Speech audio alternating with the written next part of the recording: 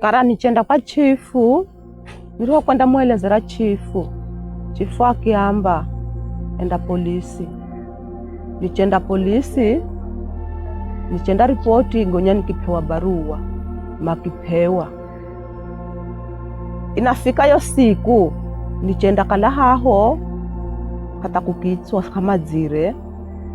Mimi nikiuya nyumbani.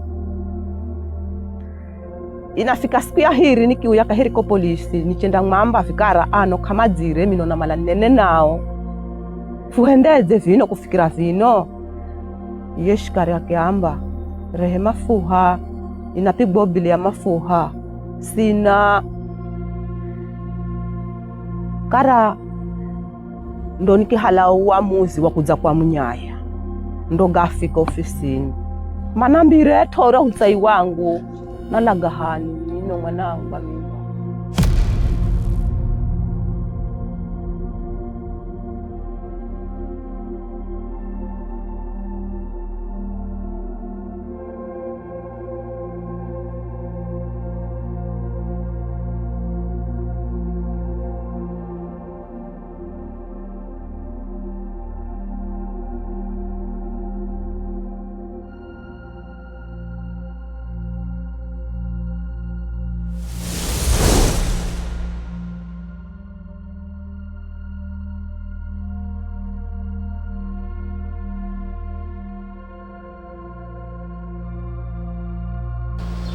Ukatoka mama kezaa mtoto wangu akadaisha kwamba mimi nilipeana kadoo kwa mtoto wangu na kale kadoo kanaleta problem kule kwao.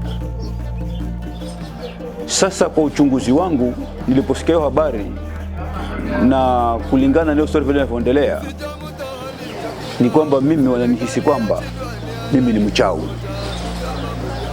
Nilipatia uchawi mwanangu na mwanangu anaroga kule mtaani. Hiyo ndio sababu ilionifanya mimi kuja hapa kwa ofisi ya mzee Mwarandi. Kwa majina mimi naitwa Joseph Karisa Mwarandi. Mimi ni wakili, ni mzee wa kaya, ni katibu mkuu wa shirika la Malindi District Cultural Association ambalo ni shirika la tamaduni katika mkoa wa hapa Pwani ya Kenya. Na mimi nimeanza hasa mambo ya kupatanisha watu ambao wamegombana katika umma ama kwa Kiingereza ADR, Alternative Dispute Resolution, mwaka wa 1982. Mimi mwenyewe nilikubaliwa kama wakili mwaka wa 1978. Lakini ilipofika 1982 nikaona ni vema nianze mkakati ya kupatanisha jamii ambao wamekosana. Na wakati huo nilianza na wazee ambao sasa wengine ni marehemu. Namkumbuka mzee Katana Kiboni na Kaingulugo, na hao wametuacha, lakini nimekuwa na Kahindi Kombe Mio kutoka siku hizo.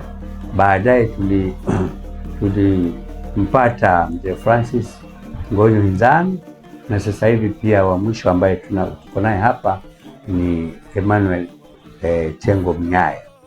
Na Chengo kama alivyojieleza ni kwamba amekuwa secondary kutoka kwa chama cha Madika, kwa sababu nilifikiri kwamba haya yanayotokezea hapa kila wiki ni muhimu, hasa hata kwa mambo ya mila, na aweze kujifundisha, maana yeye sasa hivi ndio mwenyekiti wa hilo shirika la Malindi District Cultural Association. Mambo ambayo tunayafanya hapa ni kwamba tunajaribu kuangalia ni vipi na kwa namna gani tunaweza kutoa kile kitu wanaita home grown justice, yani haki ambayo imetoka kule kwa watu, kwa wenyeji. Kwa sababu niligundua huo mwaka wa 1982 kwamba kesi nyingi ambazo zinaenda kotini hata zikitatuliwa ile tatizo bado liko.